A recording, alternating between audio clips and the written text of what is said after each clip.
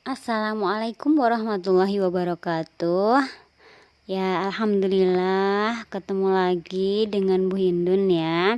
Setelah sekian lama kita nggak bertemu, mungkin kita 4 bulanan ya kalian di rumah, berusaha untuk di rumah saja membantu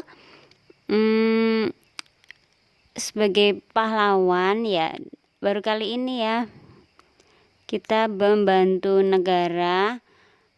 Jadi sebagai pahlawan, salah satu pahlawan dengan cara rebahan saja, tidak berperang, memegang senjata. Nah, ya begitulah, karena memang keadaan nggak memungkinkan untuk kita beraktivitas banyak di luar.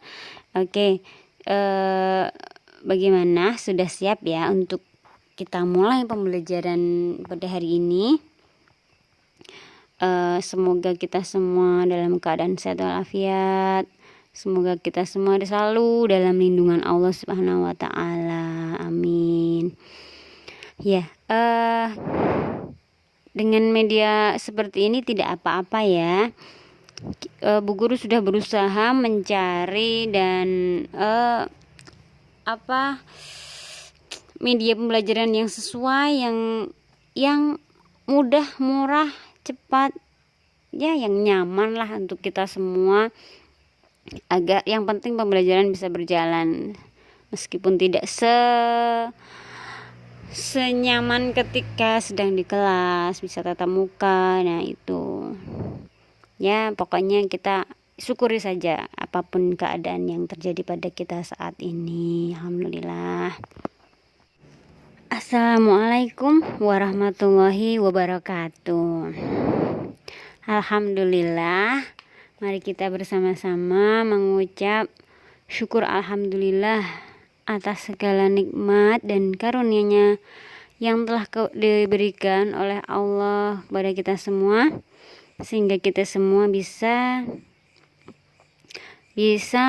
melakukan pembelajaran pada hari ini, meskipun hanya dengan media online ya, akan tetapi alhamdulillah ya, kita semua semoga selalu dalam keadaan sehat walafiat, selalu dalam lindungan Allah Subhanahu wa taala. Amin.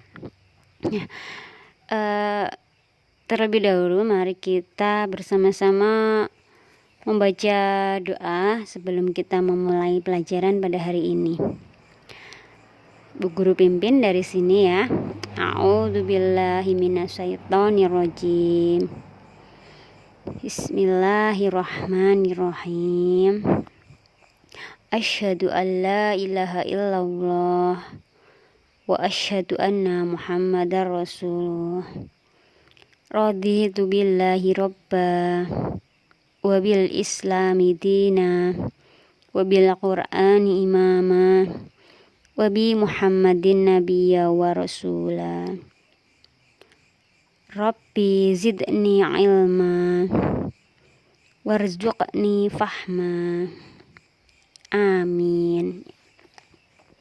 Oke, mudah-mudahan dengan doa pembuka tadi membuat hati dan pikiran kita lebih mudah menerima ilmu, baik ilmu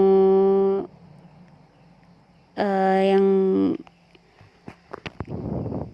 perlu kita belajari urusan duniawi maupun ilmu yang bermanfaat untuk kehidupan kita di akhirat nanti. Amin.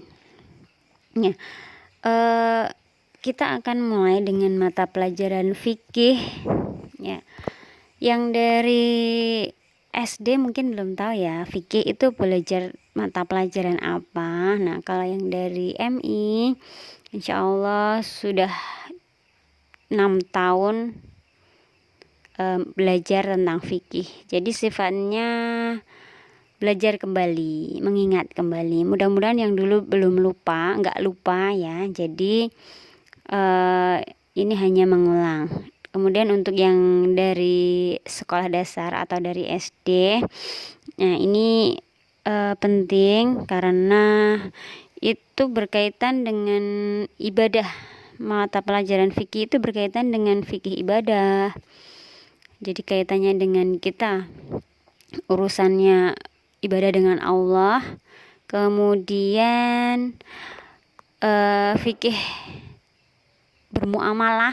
Jadi kita dengan manusia pada umumnya itu.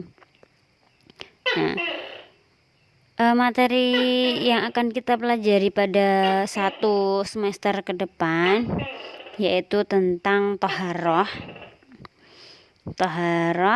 Kemudian materi selanjutnya yaitu tentang ibadah sholat. Nah, itu materi yang sangat penting ya. Nah, oke. Kita mulai dengan materi taharah. Berhubung kita untuk buku fikih sekolah tidak memiliki buku yang baku, jadi buku paket fikih itu memang dari Kemenak tidak turun. Jadi ini Bu Guru hanya mendownload saja materi buku paket fikih. Nah, ini kalian silahkan sambil mencatat, siapkan alat tulis, mencatat apa yang penting untuk kalian catat. Ya. Apa yang penting untuk kalian catat, silahkan dicatat. Jadi kita mandiri, kita berusaha mencari referensi dari banyak sumber untuk mendukung proses pembelajaran kita. Ya, kita mulai dari toharoh. Toharoh adalah secara bahasa toharoh itu bersuci. Nah, tentu kita semua sering melakukan yang namanya bersuci. Nah, itu menurut bahasa toharoh artinya bersuci. Sedangkan menurut istilah toharoh adalah membersihkan diri, pakaian, tempat, dan benda-benda lain dari najis dan hadas menurut cara-cara yang ditentukan oleh syariat Islam. Bu Guru ulangi, toharoh menurut bahasa yaitu bersuci. Menurut istilah, toharoh adalah membersihkan diri, pakaian, tempat, dan benda-benda lain dari najis dan hadas menurut cara-cara yang ditentukan oleh syariat Islam. Mengapa kita belajar toharoh? Ya, karena toharoh atau bersuci ini menempati kedudukan yang sangat penting dalam beribadah. Misalnya, setiap orang yang akan mengerjakan sholat, tawaf, itu diwajibkan terlebih dahulu bertoharoh, seperti berwudu, kemudian tayamum ataupun mandi. Ya. Jadi setiap orang yang akan mengerjakan sholat dan tawaf itu wajib untuk taharah dulu, wudu dulu sebelum sholat. Ataupun kalau nggak ada air atau ada sebab-sebab yang menghalangi seseorang untuk wudu, maka tayamum. Kemudian kalau memang mengharuskan untuk tidak cukup dengan wudu, mandi. Nah, begitu. Nah, sebagaimana Rasulullah bersabda, la yaqbalullahu sholatan bi ghairi tahuron. La yaqbalullah, Allah tidak menerima sholat bi ghairi tahur, sholat yang tidak dengan bersuci. Hadis riwayat An-Nasai dari Abi Malik dari ayahnya. Nah, dari sabda Rasul itu jelas ya, bahwa Allah tidak menerima sholat yang tidak dengan bersuci. Nah itu. Nah jadi jika badan, tempat, atau perlengkapan lain ketika kita mau sholat, mau tawaf itu terkena najis, itu hendaknya dibersihkan dengan baik. Karena Allah mencintai orang-orang yang membersihkan diri serta lingkungannya. Nah, kita diwajibkan bersuci ketika akan beribadah. Nah, bersuci dari apa? Nah, itu perlu kita ketahui juga. Bersuci itu ada 2 macam. Yang pertama yaitu bersuci lahiriah. Ya, lahiriah. Lahiriah itu bersucinya dengan cara membersihkan badan, tempat kita tinggal, dan lingkungan dari segala bentuk kotoran atau najis. Najis itu apa? Bentuknya apa? Nah, najis itu bentuknya adalah kotoran ya. Kotoran yang melekat pada badan atau tempat yang kita diami. Kotoran itu seperti apa? Ya, seperti kita membuang hajat. Nah, itulah kotoran. Jadi membersihkannya harus sampai hilang rasa, bau, dan warna. Nah, itu ya najis. Najis itu adalah berbentuk kotoran. Kemudian tadi bersuci, tadi najis ya, yang kemudian sekarang nggak cuma najis aja, jadi hadas. Hadas itu sesuatu yang hampir mirip dengan najis sebenarnya. Nah, hadas itu biasanya keluar dari dalam tubuh kita,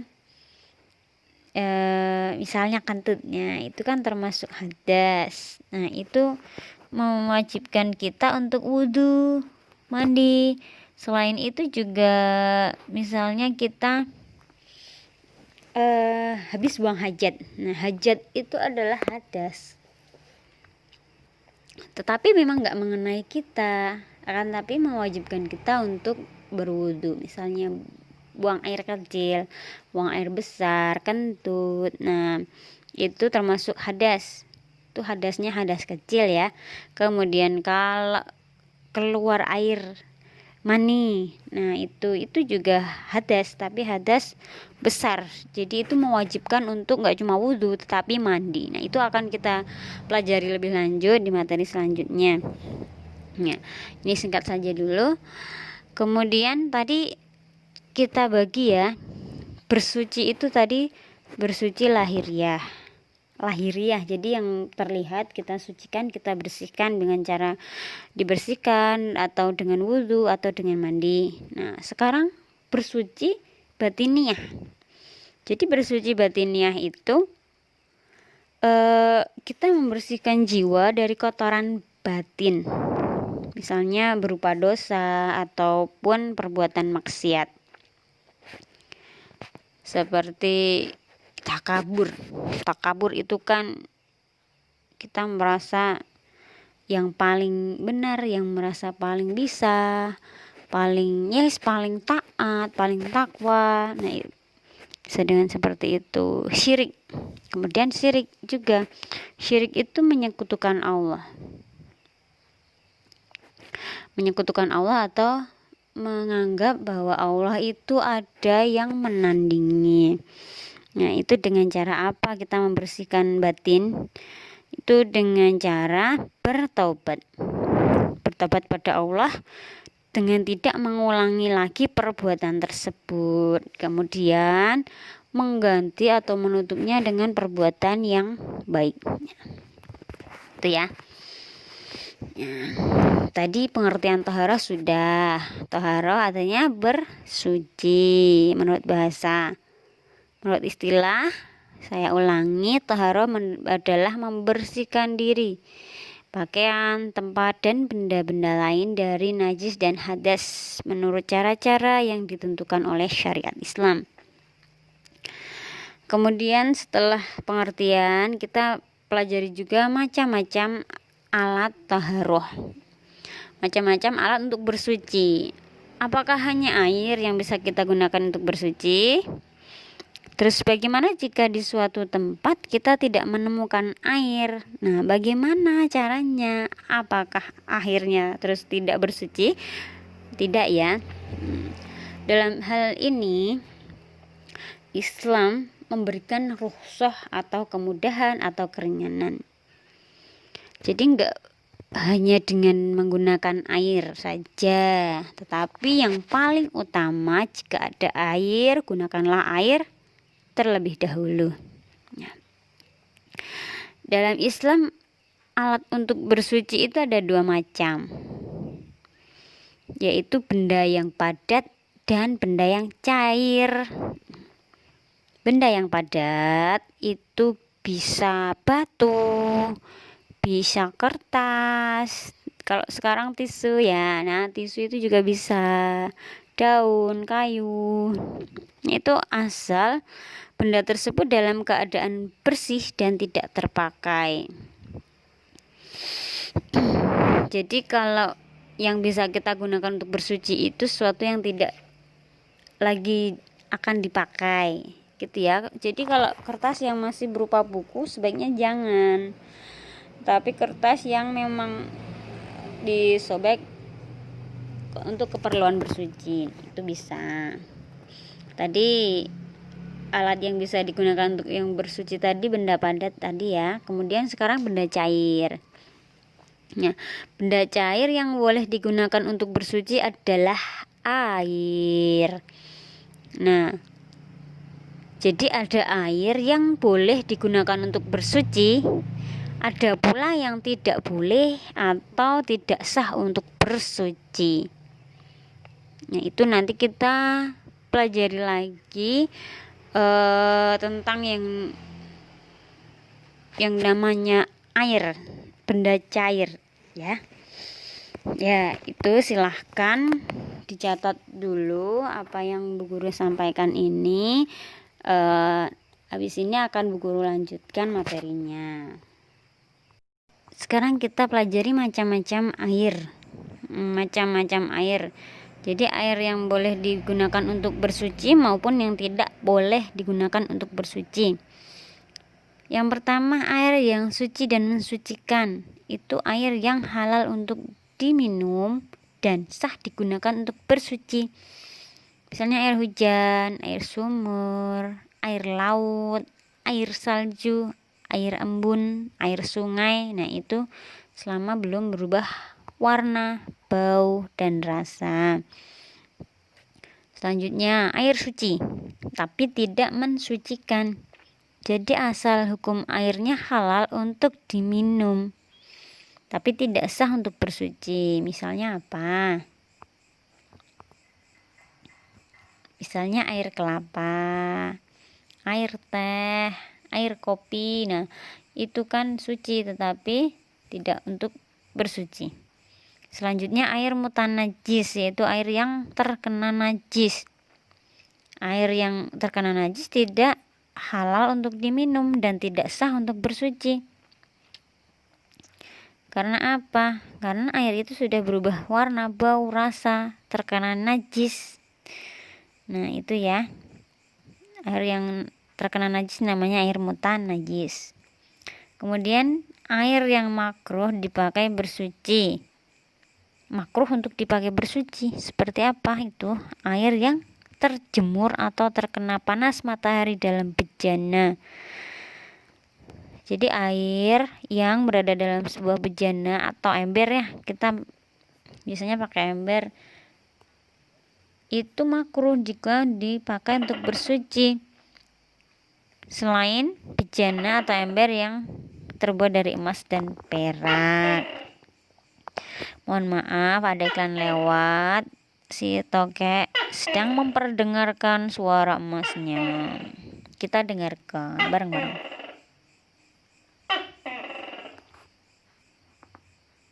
Nah, udah ya. Jadi si teka itu setiap 10 menit sekali pasti berbunyi. Aduh, dia disebelin banget. Biarkanlah.